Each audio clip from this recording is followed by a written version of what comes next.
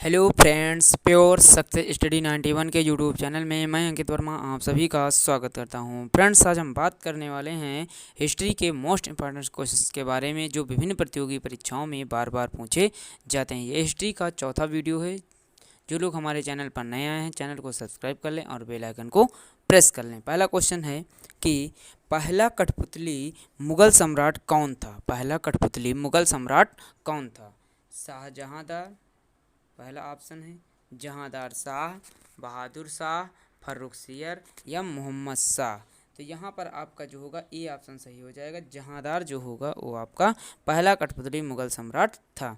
आगे देखेंगे, विश्व प्रसिद्ध मोर सिंहासन का निर्माण और उसकी लाल किले में स्थापना निम्न में से किस मुगल शासक ने की थी। शाहजहां, जहांगीर, अकबर और बहादुर शाह। तो शाहजहां, जहांगीर, अकबर, बहादुर शाह। तो यहाँ पर आपने क्या किया था, शाहजहां ने किया था। यहाँ पर ए ऑप्शन आपका सही हो जाएगा। आगे देखेंगे हम, अकबर के अकबर के प्रसिद्ध दरबार में प्रसिद्ध कवि थे।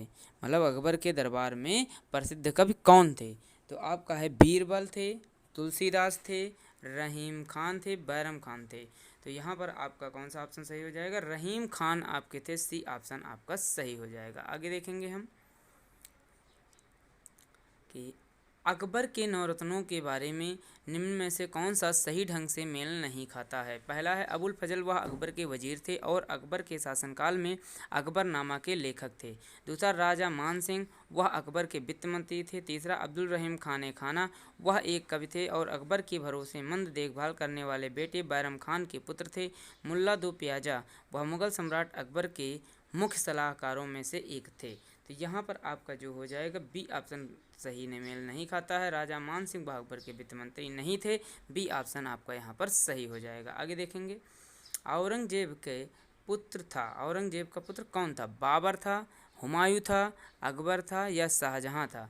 तो औरंगजेब का पुत्र कौन था, इसमें आपको बताना है। तो यहाँ पर शाहजहां जो थे वो औरंगजेब के पुत्र थे।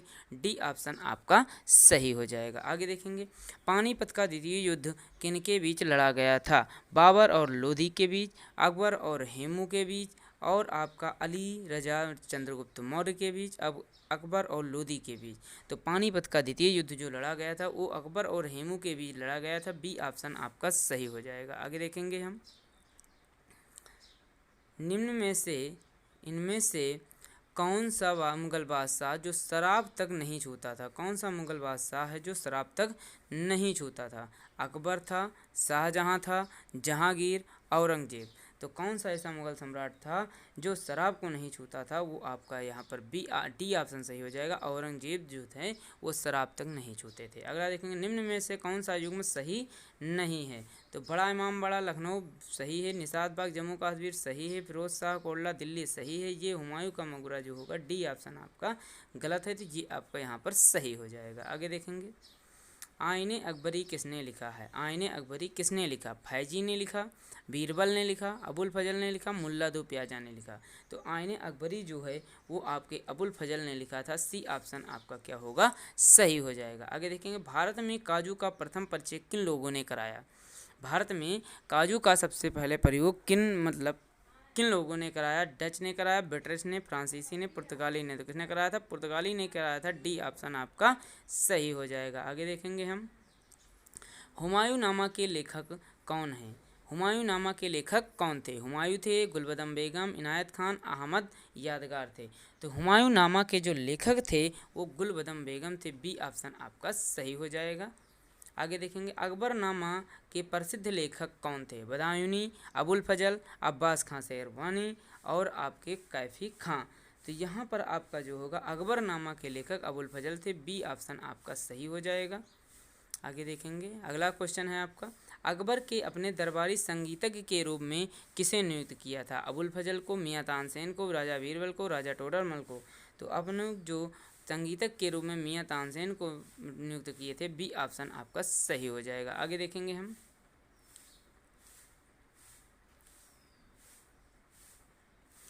निम्नलिखित में से किसके शासनकाल में मुगलों और मराठों के बीच द्वंद्व प्रारंभ हुआ।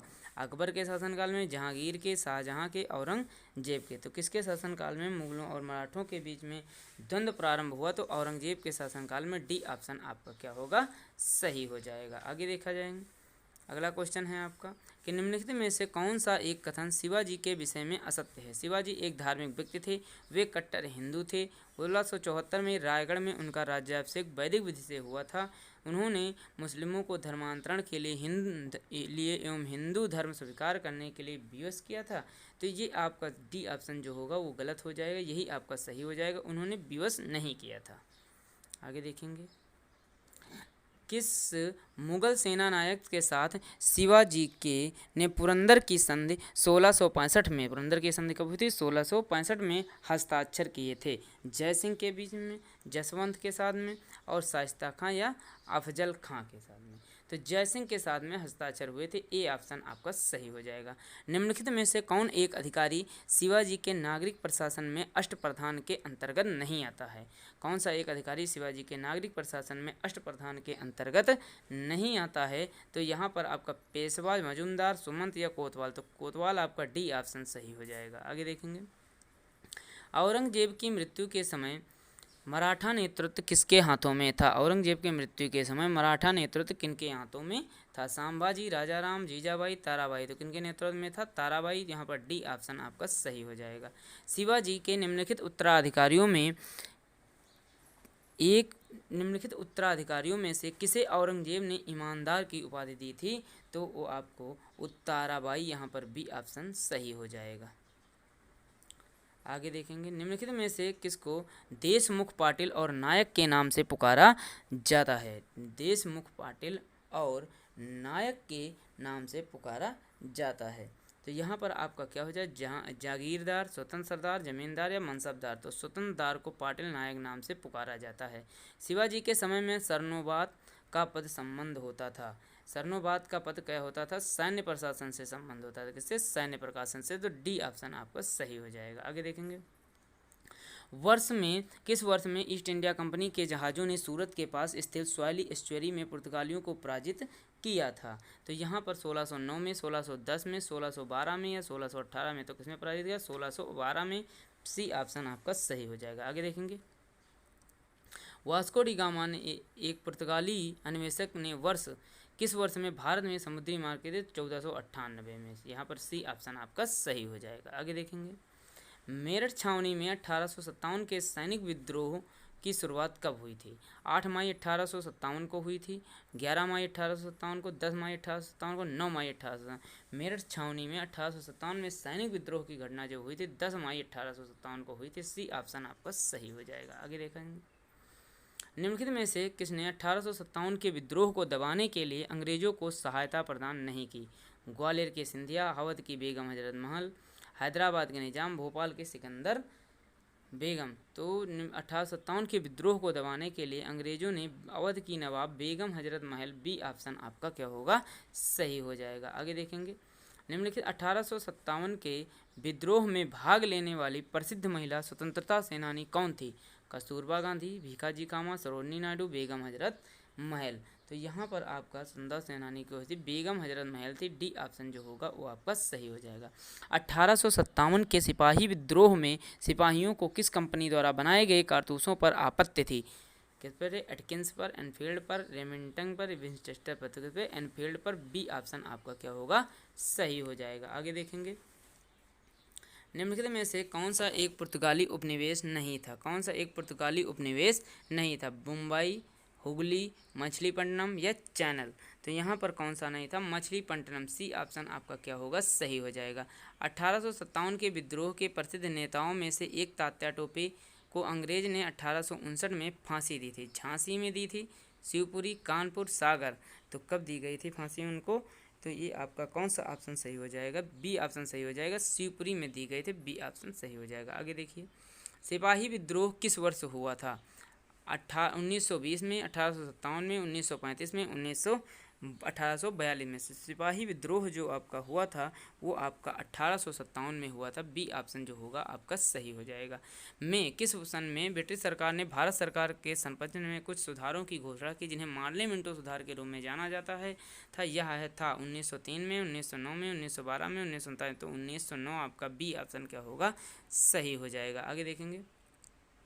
बक्सर के युद्ध के बाद ईस्ट इंडिया कंपनी ने मुगल सम्राट को प्रतिवर्ष का भुगतान करने के लिए सहमति हुई। तो कितने रुपए के? 26 लाख रुपए के प्रतिवर्ष भुगतान करने के लिए सहमति हुई थी। आगे देखेंगे। अगला क्वेश्चन है, भारत में पहली रेलगाड़ी किस वर्ष और किन दो स्थानों के बीच चलाई गई थी?